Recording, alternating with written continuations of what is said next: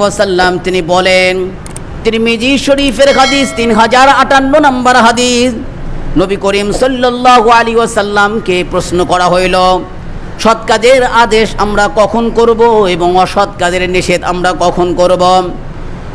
নবী করিম সাল্লাল্লাহু আলাইহি ওয়াসাল্লাম তিনি বললেন, ওই দিন পর্যন্ত সৎ কাজের আদেশ করো, অসৎ কাজের নিষেধ করো। যখন তোমরা দেখবে ইদা রাআইতা সুহান মুতাআন, মানুষ যখন বখিলের আনুগত্য করবে, ওই দিনের আগ পর্যন্ত তোমরা সৎ কাজের আদেশ করো। বখিলের পূজা করবে ভাই, বখিল মানুষের পূজা করবে। এই লোকগুলো আসবে কিয়ামতের আগে, এই দিন আসার আগেই সৎ কাজের আদেশ করতে হবে। এই দিন যখন আসবে তখন আর আপনার সৎ কাজের আদেশ কাজ করবে না। এরপরে নবী করিম সাল্লাল্লাহু আলাইহি ওয়াসাল্লাম তিনি বলেন, ওয়া হাওয়ান মুত্তাবাআন, মানুষ প্রবৃত্তির পূজা করবে, মন যা চায় তাই করবে। ওলামা কেরামদের কোরআন হাদিসের কথা তার ভালো লাগবে না, ওর মধ্যে যে জেহেন আছে, মন চাহি জিন্দেগি, আমার এটা ভালো লাগে তাই এটাই, এরকম অবস্থান যদি হয়, ওই জায়গাতে সৎ কাজের আদেশ কাজ করবে না ভাই। সবচাইতে মানুষ পথভ্রষ্ট হয়েছে এই কারণেই, মন চাহে জিন্দেগি করার কারণে। সে যদি নবীও হয় সেও পথভ্রষ্ট হবে। যদি আপনি মন চাহে জিন্দেগি করেন, আপনি যদি নবীও হন আপনিও পথভ্রষ্ট হবেন। নবী করিম সাল্লাল্লাহু আলাইহি ওয়াসাল্লাম বলেন, এই ওয়াহুদান মুত্তাবাআন, মানুষ প্রবৃত্তির অনুসরণ করবে। শুধু তাই নয়, যেদিন দেখবে তোমরা ওয়া দুনিয়া মুসিরাতান, মানুষকে যেদিন দেখবা দুনিয়াকে প্রাধান্য দেয়, আখিরাতকে ছেড়ে দেয়, ওই দিন সৎ কাজের আদেশ কোনো কাজ করবে না, তখন নিজেকে বাঁচার চেষ্টা করবে।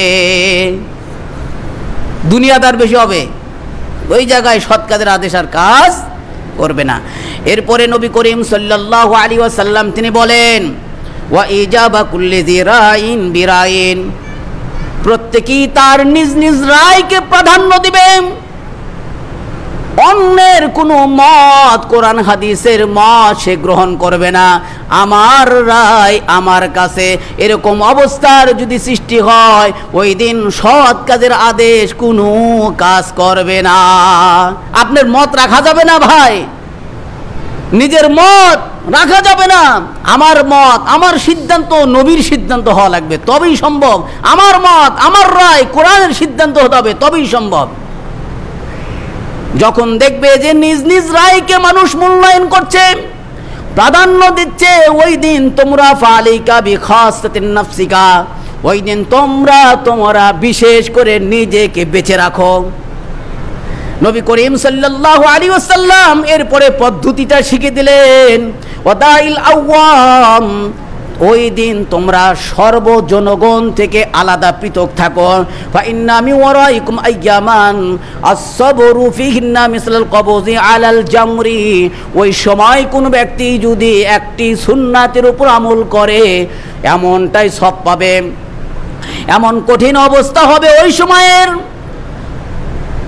মুষ্টিবদ্ধ আঙ্গার রাখা তার কাছে যতটা কঠিন হবে, তার সেই তো কঠিন হবে দিনের উপর থাকাটা। ওই সময় কোনো ব্যক্তি যদি একটি আমল করে, মিসলুল কবজি আলাল জামরি লিল আমিলি ফিহিন্না মিসলু আজরি 50 রাজুলান ইয়ামালুনা মিসলা আমালাকুম, নবী করিম সাল্লাল্লাহু আলাইহি ওয়াসাল্লাম বলেন, ওই সময়ের একটি আমল 50 জন সাহাবীর আমলের সমান তাকে সওয়াব দেওয়া হবে। এই যে সামনের বিবরণ যেগুলো শুনলেন, এমন অবস্থায় কেউ যদি একটা আমল করে তার সওয়াব এইটা। এমতো অবস্থায় ইয়া আইয়ুহাল্লাযীনা আমানু আলাইকুম আনফুসাকুম, আল্লাহ ঘোষণা দিয়েছেন সূরা মায়েদা 105 নম্বর আয়াত, হে ঈমানদারগণ তোমরা তোমাদের নিজেকে বাঁচাও। আলাইকুম আনফুসাকুম লা ইয়াদুররুকুম মান দাল্লা ইযা হাতাদাইতুম, যদি তোমরা হেদায়েতের উপর থাকো তাহলে পথভ্রষ্ট লোক তোমাদেরকে কেউ পথভ্রষ্ট করতে পারবে না। সুবহানাল্লাহ বলেন। ওই সময়ের অবস্থান যদি এরকম দেখো, তখন নিজেকে বাঁচার চেষ্টা করো। এমনকি একটি গাছকে তোমার মারির দাঁত দিয়া শক্ত করে জোরে ধরে থাকো, তারপরেও তোমরা অন্যায় অপকর্ম করবে না, সৎ কাজের আদেশ করতে পারছো না, অন্ততপক্ষে নিজে সৎ কাজে নিযুক্ত থাকো। আল্লাহ তখন ছাড় দিবেন। এই দিন আসার আগ পর্যন্ত সৎ কাজের আদেশ না করলে, অসৎ কাজের নিষেধ না করলে উভয়কে আল্লাহ গজব দিবেন। আর এই দিন আসার পরে নিজে বাঁচলে আল্লাহ রাব্বুল আলামিন আপনাকে মুক্তি দিবেন, ছাড় দিবেন, কারণ আপনি অবস্থার শিকার।